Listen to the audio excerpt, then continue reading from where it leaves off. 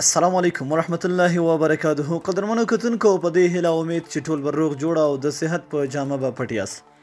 قدرمنو په نننۍ ویډیو کې به خبره کوو د داسې یو زبردست اپلیکیشن چې تاسو به ورته حیران شئ او ټول ملګري به ورته حیران شي. څنګه اپلیکیشن دی دوستانو؟ تاسو ته دلته ښکاري زه ګورې دلته زه سی ورکوم نو زما کنټکټ ماته خلاصیږي. که چېرته دلته زه جي ورکوم نو ماته به زما ګیلري خلاص شي.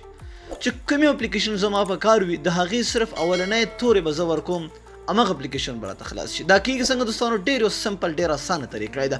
ډسکرپشن ته لاړ شئ، لینک پروت دی، اپلیکیشن ډاونلوډ کړئ، خپل موبایل کې انسټال کړئ. ځکه دې دپاره پکار دی یو اپلیکیشن، بغیر د اپلیکیشنه دا نه کېږي. چې کله هم تاسو اپلیکیشن انسټال کړه اپلیکیشن به سمپل تاسو خلاص کړئ. دوستانو تاسو دلته صرف ما یو ایډ کړی دی، صحیح ده؟ نو تاسو کولی شئ چې ډېر نور هم ځان ته ایډ کړئ چې د هغه اپلیکیشن د هغې اولنۍ لفظ یا کومې لفظ چې ستاسو غواړئ، کومې لیټر چې ستاسو په خوښه وي هغه ورکئ او مقه اپلیکیشن به تاسو ته ډېر په اسانۍ سره ډېر زر خلاصېږي. کېږي څنګه دوستانو؟ چې کله هم دا تاسو خلاص کړه تاسو به سمپل دې جمع علامې باندې به کلیک کړئ. چې کله هم په دې تاسو کلیک وکړه تاسو به دلته په اوپن اپلیکیشن یعنې کوم اپلیکیشن چې ما سره په موبایل کې دي هغه ماته مخې ته راوله. ګورئ دلته هغه ټول اپلیکیشنې راځي کومې چې تاسو په موبایل کې وي.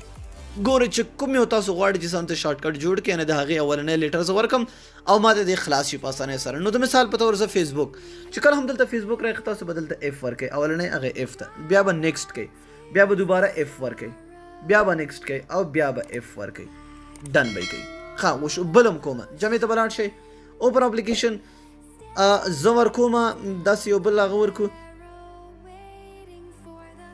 ګورو چې ګیلري ورکومه. صحیح، دلته ګیلري اول هغه راځي جي، نیکسټ، بیا جي، نیکسټ او بیا جي، بیا ډن. ښه اوس ګورئ دوستانو دلته درې اپلیکیشن دي ما سره ایډ شوي.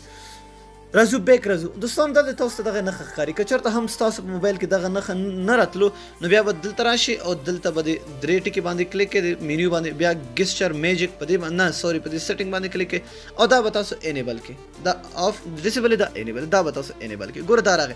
په دې به دوستانو تاسو سمپل کلیک کړئ. چې کله هم تاسو کلیک کوئ څه تاسو خلاصول غواړئ، د مثال په توګه فیسبوک نو اف ورکړئ نو اف ورکړئ، فیسبوک به تاسو ته خپله خلاص شي.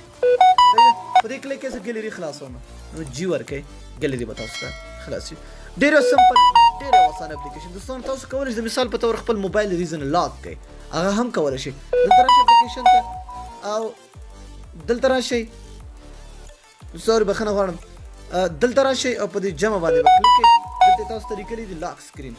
لاک سکرین په څه کېږي؟ د مثال په طور په ایل باندې، صحیح ده؟